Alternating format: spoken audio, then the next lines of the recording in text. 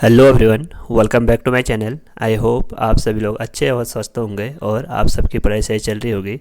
तो आज हम डिस्कस करेंगे क्लास 12th में केमिकल काइनेटिक्स में जो हमारे एनसीईआरटी के एग्जाम्पलर हैं उनको आज यहाँ पे हम सॉल्व करेंगे। यहाँ पे एक एटलीस्ट 20 MCQ है, तो उन सभी को हम आज के लेक्चर में डिस्कस करेंगे, क्योंकि जो ये सभी MCQ है ये हमारे नीट के एग्ज़ाम के लिए, जेईई के एग्ज़ाम के लिए और साथ ही साथ यहाँ पे जो हमारे बोर्ड एग्ज़ाम के लिए उसके लिए मोस्ट इंपॉर्टेंट है। खासकर बोर्ड एग्ज़ाम में यहाँ से एटलीस्ट आपके 2 क्वेश्चन डायरेक्ट बनते हैं। ठीक है, तो आप सभी लोग इस लेक्चर को ध्यानपूर्वक देखें। इससे लास्ट वाले लेक्चर में हमने जो सॉल्यूशन वाला चैप्टर था हमारा, उन सभी में जो हमारे एनसीईआरटी के एग्जाम्पलर थे उनको वहाँ पे डिस्कस किया था। तो आइए डिस्कस करते हैं आज के फर्स्ट क्वेश्चन से। तो यहाँ पे फर्स्ट क्वेश्चन है, यहाँ पे फर्स्ट क्वेश्चन है the role of the catalyst is to change. Catalyst क्या होते हैं? जो किसी भी रिएक्शन में उसके रिएक्शन को अल्टर कर देते हैं, यानी उसके रिएक्शन को या तो इंक्रीज कर देंगे या डिक्रीज कर देंगे। ठीक, तो उनको बोलते हैं हम कैटलिस्ट है। ये अगर रेट ऑफ रिएक्शन को इंक्रीज करते हैं तो उसको बोलते हैं हम पॉजिटिव कैटलिस्ट है। अगर रेट ऑफ रिएक्शन को डिक्रीज करते हैं तो उसको बोलते हैं हम नेगेटिव कैटलिस्ट है। सपोज यहाँ पे एक आपके पास रिएक्शन है, एक यहाँ पे ग्राफ है, ये हो गया हमारा एनर्जी और इधर हो गया आपका रिएक्शन कोऑर्डिनेट। अगर यहाँ पे रिएक्शन देखो स्टार्टिंग में, यहाँ पे ये तो नॉर्मल रिएक्शन है, जैसे जैसे जो रिएक्टेंट सीधे प्रोडक्ट में कन्वर्ट हो रहा है, यानी एक्टिवेशन एनर्जी। एक्टिवेशन एनर्जी क्या होती है? रिएक्टेंट को प्रोडक्ट में कन्वर्ट होने के लिए एट यानी मिनिमम अमाउंट ऑफ एनर्जी की जो रिक्वायरमेंट होती है उसको बोलते हैं हम एक्टिवेशन एनर्जी। उसको क्या बोलते हैं हम? Activation energy. एक्टिवेशन एनर्जी यानी जो रिएक्टेंट डायरेक्टली प्रोडक्ट में कन्वर्ट नहीं होता है, रिएक्टेंट प्रोडक्ट में कन्वर्ट होने से पहले यहाँ पे एक्टिवेटेड कॉम्प्लेक्स में ट्रांसफर होता है। यहाँ पे एक्टिवेटेड कॉम्प्लेक्स बनता है, इसको बोलते हैं एक्टिवेटेड कॉम्प्लेक्स या ट्रांजिशन स्टेट भी इसको बोलते हैं, जो कि शॉर्ट टाइम के लिए बनता है। ठीक है, तो यहाँ पे देखो ये हो गया हमारा रिएक्टेंट और ये हो गया हमारा प्रोडक्ट, ये हो गया रिएक्टेंट और ये हो गया प्रोडक्ट। ठीक, तो उसको यहाँ पे देखो एक्टिवेशन एनर्जी यहाँ पे लिखेंगे हम E A, activation energy, activation energy without catalyst, activation energy without catalyst, without catalyst. जैसे यहाँ पे कोई कैटलिस्ट आ जाएगा, कैटलिस्ट क्या करेगा? इसके रिएक्शन को इसके एक्टिवेशन एनर्जी को डिक्रीज कर देगा, यानी वहाँ पे रेट ऑफ रिएक्शन को फास्ट कर देगा। यानी यहाँ पे देखो पहले तो एक्टिवेशन एनर्जी इतनी थी, बट यहाँ पे पाथ तो दोनों में बराबर ही है। यहाँ पे दोनों में पाथ क्या है, यानी मार्ग तो दोनों में क्या है? बराबर है। बट एक्टिवेशन एनर्जी जैसे ही यहाँ पे कैटलिस्ट आया तो वहाँ से क्या हो गया? एक्टिवेशन एनर्जी क्या हो गया? उसकी डिक्रीज हो गई। यानी यहाँ पे तो लिखा था हमने एक्टिवेशन एनर्जी विदाउट कैटलिस्ट, नीचे लिखेंगे हम एक्टिवेशन एनर्जी विद कैटलिस्ट, यानी एक्टिवेशन एनर्जी कैटलिस्ट के साथ क्या करता है?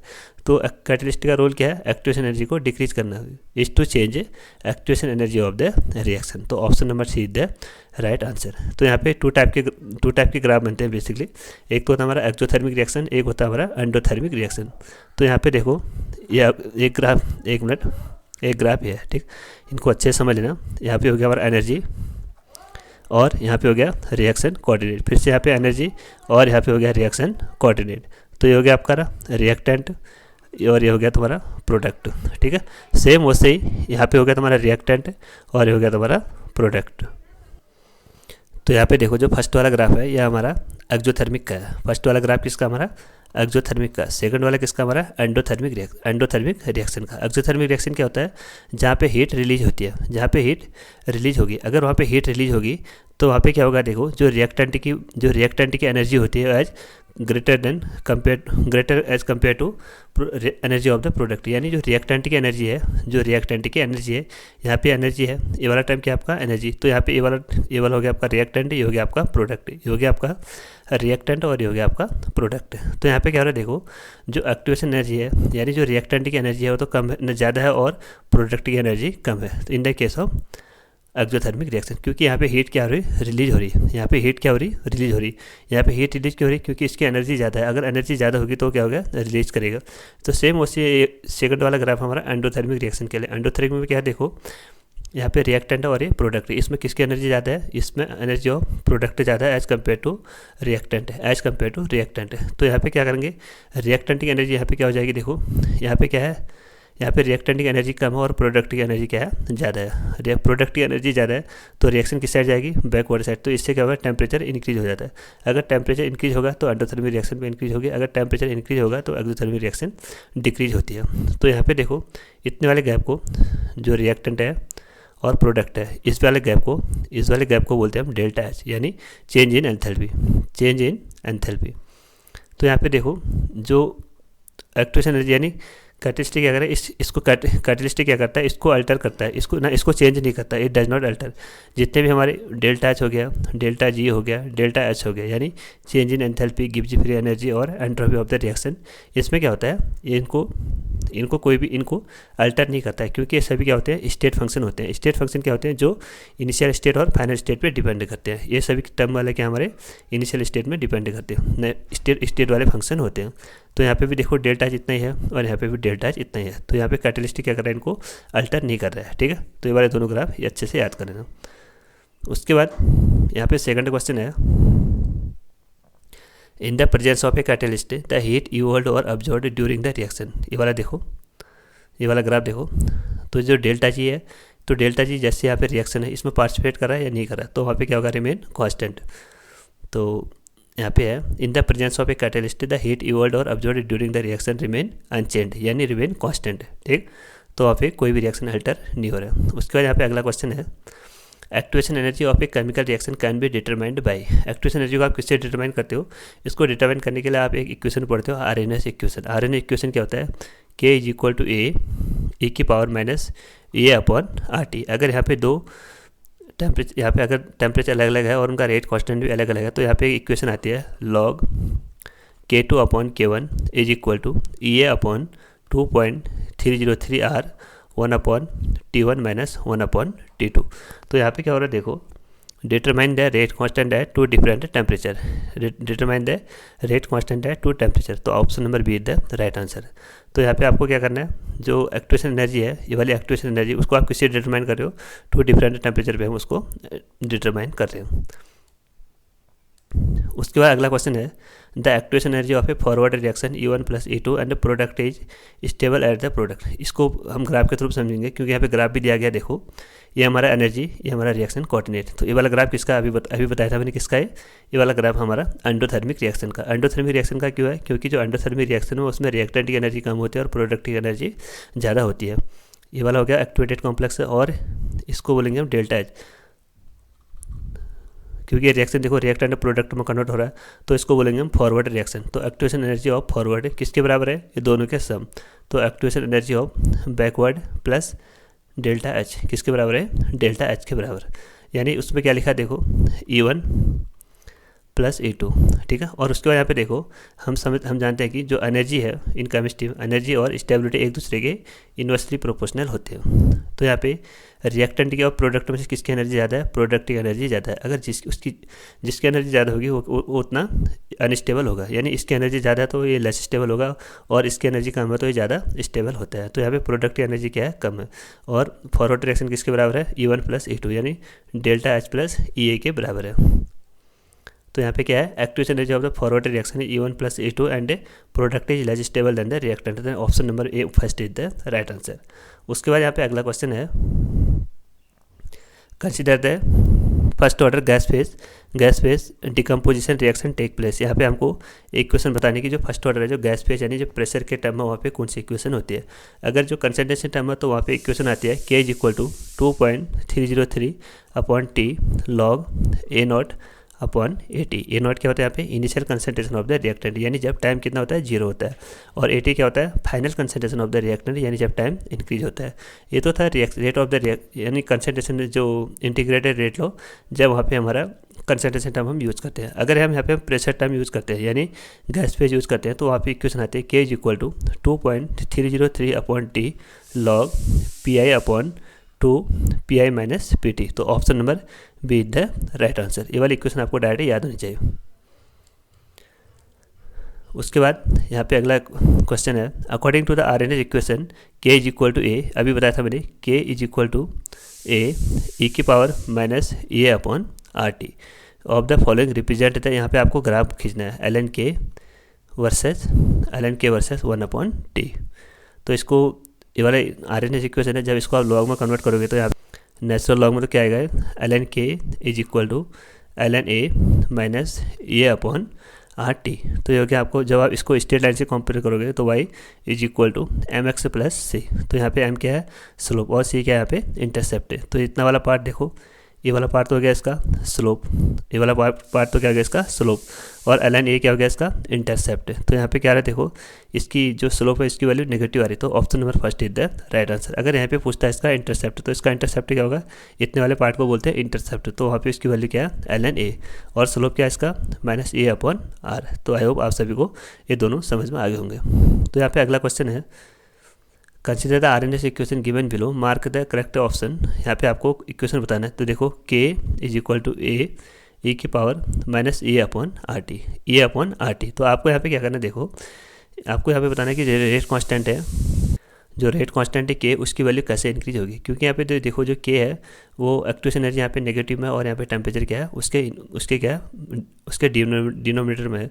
तो एक्टिवेशन एनर्जी नेगेटिव है तो वो तो डिक्रीज होगी, और टेम्परेचर क्या हो गया इंक्रीज होगी। तो यहाँ पे कौन सा ऑप्शन रहेगा, देखो rate constant increase exponentially with decreasing activation energy and decreasing temperature, ये तो नहीं होगा।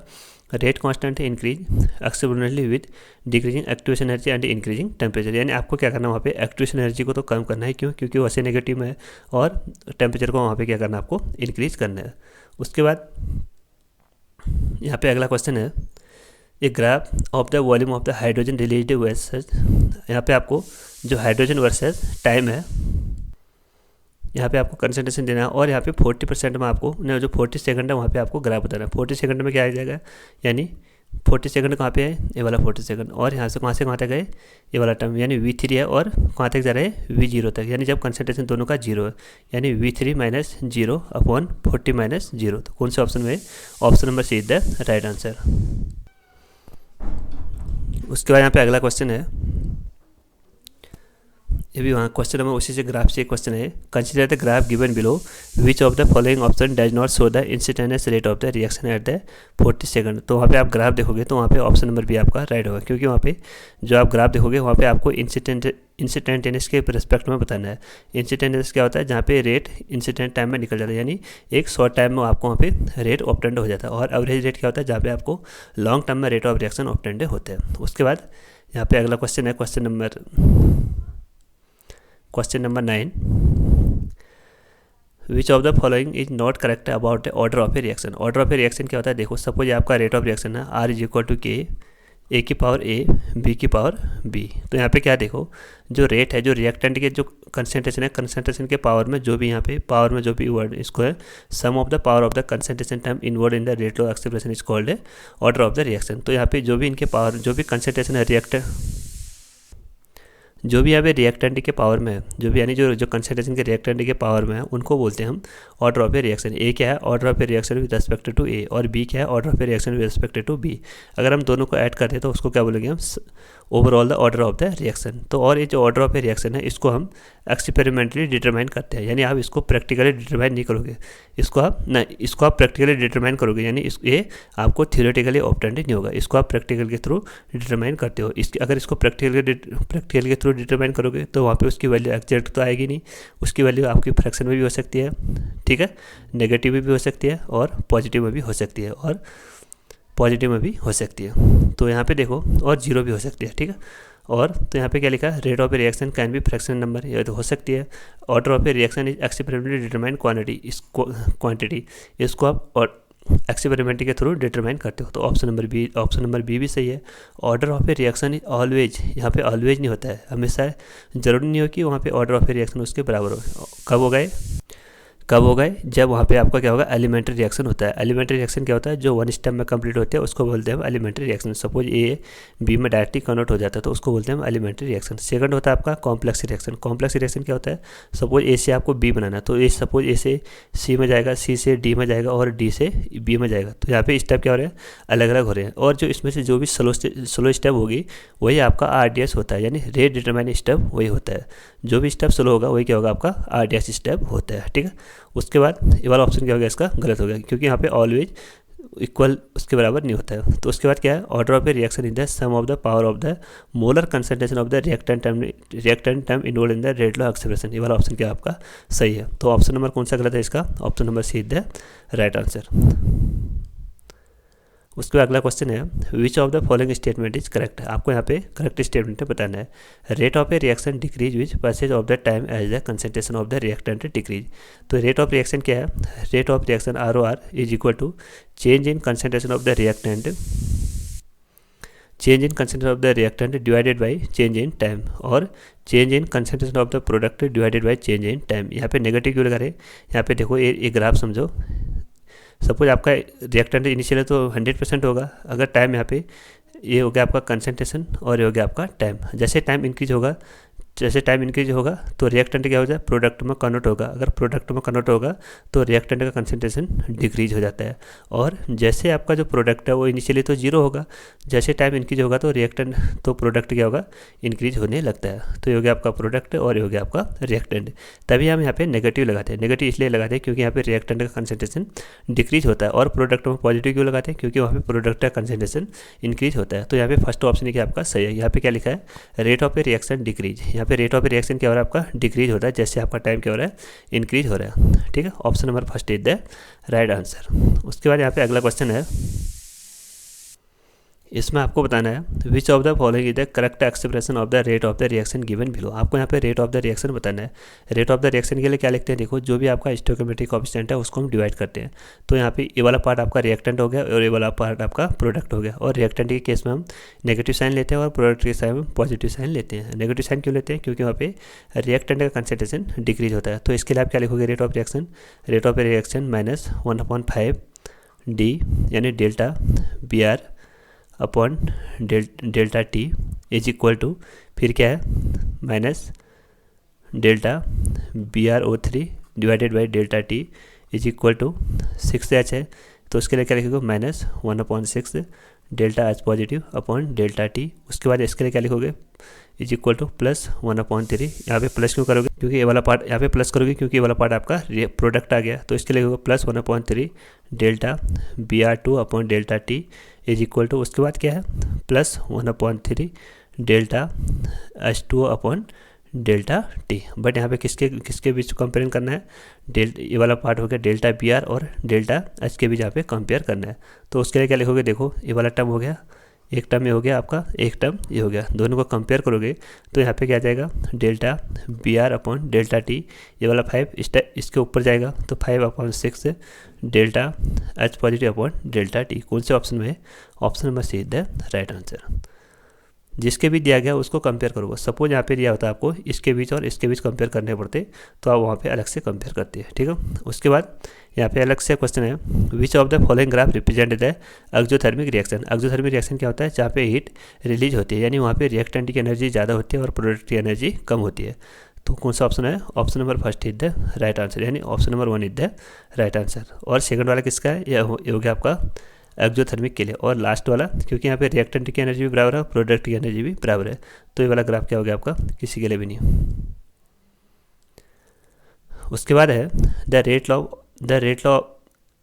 For the reaction A+2B is equal to C is found to be. यहाँ पे इतना दिया है आपको, यहाँ पे रेट दिया R is equal to K A और B। ठीक है, उसको यहाँ पे बताना है कि the concentration of the B, जो B है उसका कंसंट्रेशन आप डबल कर रहे हो। फिर से आप यहाँ पे लिखोगे R' is equal to K। A को तो आप कांस्टेंट रख रहे हो A, और B को कितना कर रहे हो? आप डबल करो, यानी डेल्टा B, यानी 2B कर रहे हो। उसके बाद आपको यहाँ पे बताना है रेट कांस्टेंट। तो रेट कांस्टेंट बताना है, क्योंकि जो रेट कांस्टेंट है वो तो किसी पे डिपेंड नहीं करता, वो ओनली टेम्परेचर पे डिपेंड करता है और नेचर ऑफ द रिएक्शन पे डिपेंड करता है। तो रेट कांस्टेंट है यहाँ पे, इस पर तो डिपेंड करेगा नहीं, तो इसकी वैल्यू क्या हो जाएगी आपकी? कांस्टेंट, यानी सेम रह जाएगी, यानी first option is the right answer. अगर यहीं पे पूछता है रेट ऑफ द रिएक्शन, तब वहाँ पे वैल्यू आपकी अलग आती है। ठीक है, अगर क्वेश्चन को अच्छे से समझो, अगर वहाँ पे पूछा है रेट कांस्टेंट यानी के की वैल्यू, क्योंकि जो के है वो तो ओनली टेम्परेचर पे डिपेंड करता है, क्योंकि के तो ओनली आपका टेम्परेचर पे डिपेंड करता है, इसलिए वो यहाँ पे इसकी वैल्यू क्या हो जाएगी? सेम हो जाएगी, क्योंकि ये रिएक्शन पे डिपेंड नहीं करता है। उसने अगर यहाँ पे नेचर पूछा है, रिएक्शन का नेचर पूछता है, तब वहाँ पे उसको डिपेंड करता है। अगर यहाँ पे पूछता है रेट ऑफ द रिएक्शन, तब वहाँ पे इसका आंसर अलग आता है। उसके बाद यहाँ पे अगला क्वेश्चन है which of the following statement is incorrect about the collision theory of the chemical reaction. Collision theory क्या होती है? देखो, जितने भी मॉलिक्यूल आपस में कोलाइड करेंगे, तो एक तो हार्ड स्फीयर के होने चाहिए, एक तो हार्ड स्फीयर के होने चाहिए, और उनमें प्रॉपर ओरिएंटेशन होने चाहिए। उनमें क्या होना चाहिए? प्रॉपर ओरिएंटेशन होना चाहिए। सपोज A और B यहाँ पे बना रहे हैं, ये यहाँ पे ए और बी आपस में रिएक्शन कर रहे हैं, तो इनमें ओरिएंटेशन क्या होना चाहिए आपका प्रॉपर होना चाहिए। यानी कि ए यहाँ से रिएक्ट कर रहा है और बी यहाँ से कर रहा है, और अगले रिएक्शन में ये बी यहाँ से कर रहा है और ए यहाँ से कर रहा है, तो ये वाला क्या हो गया आपका इम्प्रॉपर ओरिएंटेशन, और फर्स्ट वाला क्या हो गया आपका प्रॉपर ओरिएंटेशन। और उसके बाद एक तो कंडीशन है कि इसकी प्रॉपर ओरिएंटेशन होना चाहिए, और सेकंड इस पर जो एनर्जी ओरिएंटेशन भी क्या होना चाहिए इसका सफिशिएंट होना चाहिए। एनर्जी का ओरिएंटेशन भी क्या होना चाहिए यहाँ पे प्रॉपर होना चाहिए, यानी जो रिएक्टेंट है वो प्रॉपर डायरेक्ट जो रिएक्टेंट है वो प्रॉपरली प्रोडक्ट में कन्वर्ट होना चाहिए। ठीक है, तो यहाँ पे देखो इट कंसिडर रिएक्टिंग मॉलिक्यूल और atom to be hard sphere. एक तो पे हार्ड स्फीयर होना चाहिए, hard sphere and ignore their structure feature, तो ऑप्शन नंबर फर्स्ट क्या है इसका सही है। उसके बाद है the number of the effective collision determine the rate of the reaction, number of the effective collision determine the rate of the reaction, ये भी क्या आपका सही है। उसके बाद है collision of the atom molecule और molecule possessing sufficient threshold energy result into the product formation, ये वाला sufficient energy लास्ट वाला पढ़ो, molecule should collide with sufficient threshold energy and proper orientation for the collision to be effective, ये वाला भी आपका क्या है सही है। Number of the effective collision determine the rate of the reaction, तो कॉलिजन वहाँ पे डिटरमाइन वो नहीं करते, डिटरमाइन कौन करेंगे कि वहाँ पे सफिशिएंट एनर्जी कितना है और वहाँ पे ओरिएंटेशन किस टाइप का, तो option number 20 is the right answer, यानी ऑप्शन नंबर 20 का क्या है इनकरेक्ट ऑप्शन है। उसके बाद यहाँ पे अगला क्वेश्चन है ये first order reaction is 50% completed इन 1.26 into 10⁻40 second, how much time it would take to 100% completion. जो फर्स्ट ऑर्डर रिएक्शन है वो कभी भी 100% कंप्लीट नहीं होता है, क्योंकि जैसे देखो R इज इक्वल टू के A⁻1, क्योंकि जो A⁻1 आप इसको कितना भी चेंज करोगे तो यहाँ पे कंसंट्रेशन भी क्या होगा इसका चेंज होते रहेगा, तो 100% कभी भी कंप्लीट नहीं होती है। तो उसके लिए क्या हो जाए आपका इनफाइनाइट, 100% कब कंप्लीट हो गया इनफाइनाइट टाइम में, यानी जब टाइम क्या होगा आपका इनफाइनाइट होगा तभी वहाँ पे आपकी फर्स्ट ऑर्डर रिएक्शन कंप्लीट होती है। उसके बाद यहाँ पे अगला क्वेश्चन है, इस टाइप के क्वेश्चन को देख लेना, consider A and B reacting according to the chemical equation. तो इसके लिए आप सबसे पहले लिखोगे rate equation, R is equal to K, rate law R is equal to K A⁻x और B⁻y। तो इसमें क्या करना पड़ता है, देखो आपको यहाँ पे ए रेट है और एक कंसंट्रेशन बी है और एक कंसंट्रेशन ए है, इसमें आपको क्या करना पड़ता है एक के कंसंट्रेशन को आप चेंज करते हो और सेकंड के कंसंट्रेशन को आप कांस्टेंट करते हो। तो यहाँ पे देखो इसकी वैल्यू यहाँ से यहाँ तक क्या है कांस्टेंट है, तो इसकी वैल्यू यहाँ से यहाँ तक क्या है 2 टाइम हो रही है, तो इसको आप शॉर्ट ट्रिक के थ्रू समझो, यहाँ पे इसकी वैल्यू क्या हो रही है 2 टाइम हो रही है, तो बी की वैल्यू क्या हो रही है यहाँ पे 2 की पावर यहाँ पे y लिखोगे, ठीक है, क्योंकि यहाँ पे b y को दर्शा रहा है। उसके बाद यहाँ पे इसका कंसंट्रेशन कितना इंक्रीज हो रहा है 1/4, यानी ये 4 टाइम इंक्रीज हो रहा है, ये 4 टाइम के लिए इसको आप क्या लिख सकते हो 2 की पावर 2, यानी 2 की पावर y। तो यहाँ से y की वैल्यू कितनी आ गई आपकी 2, तो y के रेस्पेक्ट में ऑर्डर कितना आ गया इसका, y के रेस्पेक्ट में ऑर्डर कितना आ गया आपका 2। तो कौन से ऑप्शन में, option number first and option number c तो वैसे गलत हो गया, तो ऑप्शन नंबर बी और ऑप्शन नंबर डी अभी तक लाइन में।